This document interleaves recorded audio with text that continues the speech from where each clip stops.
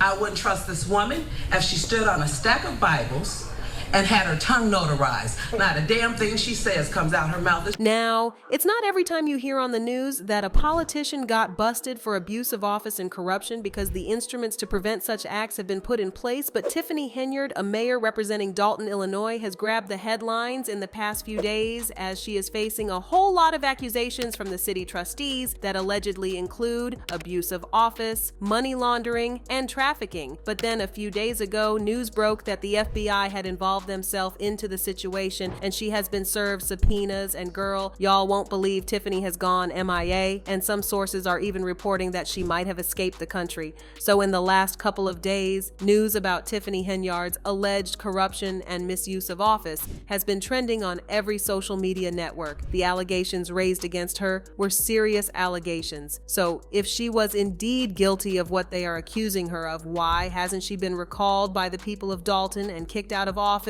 Or if she has some sort of dignity, why hasn't she also stepped aside pending the FBI allegations? But then it looks like Tiffany has made herself unavailable to answer these questions, as sources in the Dalton Village office are reporting that since she got hit with the subpoena, she has been MIA. Now, before we dive into this whole situation, firstly, I think it is safe to say that before getting political power, Tiffany was a person of questionable character, and the first mention of Tiffany in the news was when CBS Chicago reported a scam perpetuated by Tiffany. They reported that a property Tiffany owned was collecting Section 8 housing subsidies for her home, which had some severe nasty issues, including severe mold to water leakage. By November 2019, situations in the house had gotten so bad that the house was declared habitable and the tenant had to pack up and leave. But here's the kicker: Tiffany kept on cashing in those Section 8 checks like nothing happened. But then the tenant didn't just let go because she called Tiffany for not fixing the house. Tiffany, being a Democrat, was eligible for the primary elections,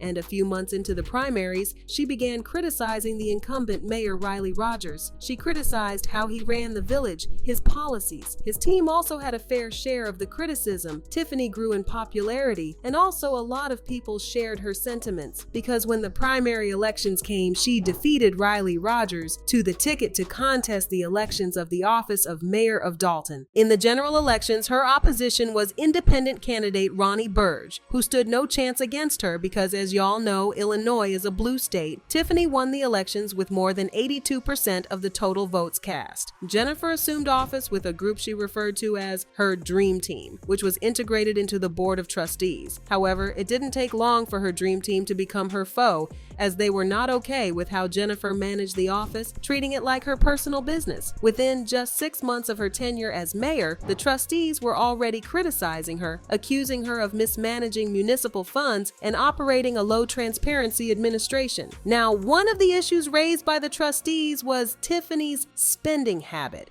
We all know it's common knowledge that the trustees must be aware of any spending done in the name of the city.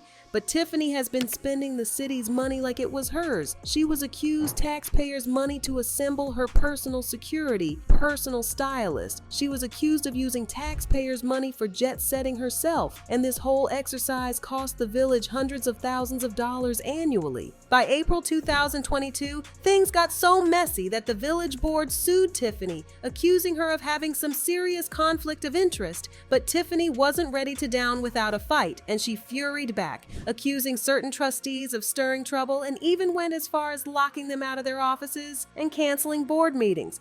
This was your office? Yes. What happened when you tried to open it?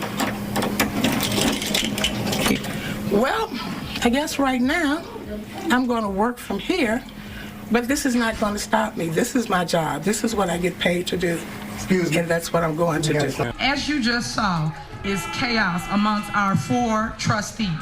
They didn't come here to handle the business. They came here to do a political theater stunt, which you just saw. The trustees were tired of her antics, and they started holding their own meetings without her and officially censored Tiffany. But wait, there's more, because people in the village started coming out accusing Tiffany of misuse of office and using her powers to go after anyone who dared oppose her. There were claims she had the village police harass businesses that didn't support her and even tried to squeeze campaign contributions out of business owners, and also firing several village employees over political reasons. Now, I'm not gonna lie, I do not think think I've seen any office holder this brazen. She's treating the city like it was her business, but then the Board of Trustees was sick and tired of her as they went public about her spending habits, and it led to heated arguments in the council meeting. It was then revealed Heath Village got a warning that 13 department police vehicles were on the risk of getting repossessed, and to make matters worse, the village owed debt up to the tune of $7 million. She tried to shift the blame onto the trustees, claiming they refused to approve payments for the vehicles. But believe me, that's just the tip of the iceberg. It didn't take long for things to catch up with her. The FBI officially launched a criminal investigation against her, and she was hit with 2 subpoenas demanding business records and financial reports. According to Fox 32 Chicago, the first subpoena concerns Tiffany's private dealings, while the second focuses on the township. However, the situation has become even more complicated as Tiffany is now missing, and no one knows her whereabouts. So a day after news broke that Dalton over $3.5 million in debt, Tiffany Henyard suddenly disappeared, and she has been dodging the press. Her office remained locked, and village employees are reporting that she hasn't been present at her office for days, and there were possibilities that she has fled the country because the allegations were genuine, and she knew she was looking at a lengthy time behind bars because she was guilty of all the allegations against her.